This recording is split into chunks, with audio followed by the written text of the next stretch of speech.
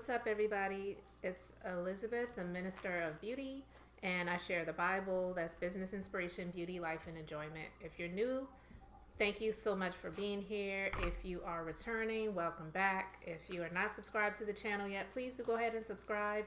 And for those of you who are new here, just to let you know a little bit about me, you can go to my websites, which the links are in the description box below, but I am a licensed esthetician.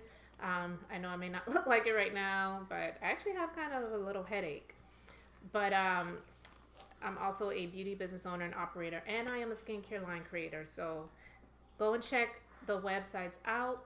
I'm going to be doing this pomegranate here, and I just want to do a quick vlog. This is December the 2nd, and it is officially Vlogmas, and I did not do a video yesterday, and quite frankly, I haven't done a video really consistently here, and I just had a whole lot of stuff going on, so I'm not going to go into everything, but I just wanted to do a quick little update. And this will be my first day of Vlogmas, but it is day 2 of Vlogmas, and I'm going to try to be consistent for the rest of the month, and I feel like I'm going to be able to do it, and here's why. So for those of you who are not new to the channel, you know, or maybe you don't because you haven't seen all of the videos that I've done, but I shared that my husband was diagnosed with PTSD. He is a veteran, and it's definitely been a very hard year for him, which it's made it very hard for me too, guys. He's in the hospital right now. He's actually been in the hospital for a week and several days now it's been. So he has not been home for Thanksgiving. I did get to go and visit him for Thanksgiving. So Thanksgiving definitely looked a little bit different this year for me. But I'm grateful that he's still here. He's still alive, doing, okay. I would say doing better. And looking forward, just doing my pomegranate here, looking forward to him getting even better. But I just wanted to talk about mental health, guys, because it's not taken seriously in this country at all. And until you have gone through a situation or situations, either yourself or with other people in your life, you really don't know. And a lot of people just don't get how serious it is. But mental health, it deals with the brain. It's a body part. It's sad because when you think about it, and I was having this discussion with somebody recently, the brain is a body part. The brain is what causes us to function. Our movements, our behaviors, all of those different things, it comes from the functions of the brain. So if the brain is not functioning properly, if there are chemical imbalances, someone is diagnosed with bipolar disorder, PTSD, schizophrenia, paranoia, so many different things, then it causes people to act out in different ways, the behaviors. And unfortunately, that can cause a lot of tragic things to happen. And I don't want to really go too deep into this because I really don't want to cry in this video, but it really has been serious, guys. And so I'm grateful that my husband is getting the treatment that he needs from his medical doctors, from the mental health doctors and professionals, and we're on the right track. And we've tried some other things before, and unfortunately those things just were not working. And it's hard when you go from being one way to being or feeling not normal. You're not feeling okay, and you want to be what's called normal and those different things like that, and then you're in sort of denial, and you're not taking your mental health seriously. You're not taking the medications you need to take. You're not in the therapy that you need to be in, and those different things like that. It can cause things to get worse, especially when you are utilizing other things such as alcohol to take your mind off of what you're going through. But unfortunately, it just causes things to get worse. So when I tell you I've really been through a lot of hell this year. It really has been, and it's only by the grace of God that I'm still here, that He is still here, and I'm really grateful, because it could have been a different story. It could have been. I don't even want to talk about what it could have been, but when I tell you it's serious, it's serious. So I've been trying to use this time, to be honest with you. In my mind, I've been like, oh, I'm going to use this time while he's in the hospital to just really get so much work done and get caught up on so much stuff. But in my mind, I wanted to do those things, but my body and my heart, it was just saying something different. It's like, girl, you need to use this time to just rest. And that's honestly what I've been just trying to do over, this past over a week now, because I've had a lot of restless nights, a lot of sleepless nights, or not getting a whole lot of sleep. So just a few hours of sleep.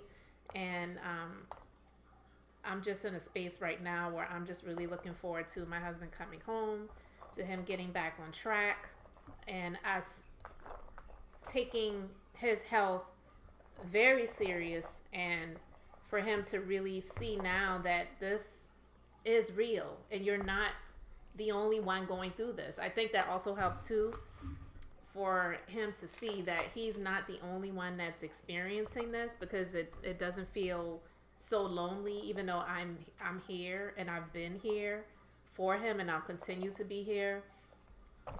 It's not me that has this issue. So I'm trying to understand it, and I'm trying to learn a lot about it, but dealing with complex PTSD and having psychotic breaks and paranoia is just, it's scary. And there's a lot that I still don't understand, but I'm understanding, more and more.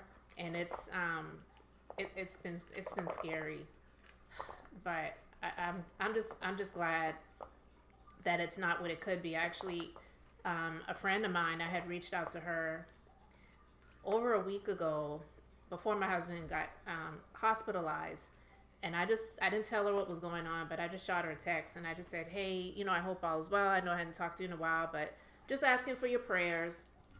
And then I went to sleep. And that next morning I woke up, it was really early, and I saw she had sent me a text, and she said that she had just gotten back in town from California, and that her father, who's in his 70s, had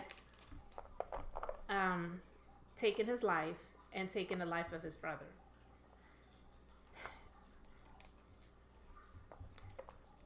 That, to me, was a huge sign that my husband really, really needs help, and what I'm seeing is not a joke. It's not a game. And unfortunately, I feel like there's a lot of people that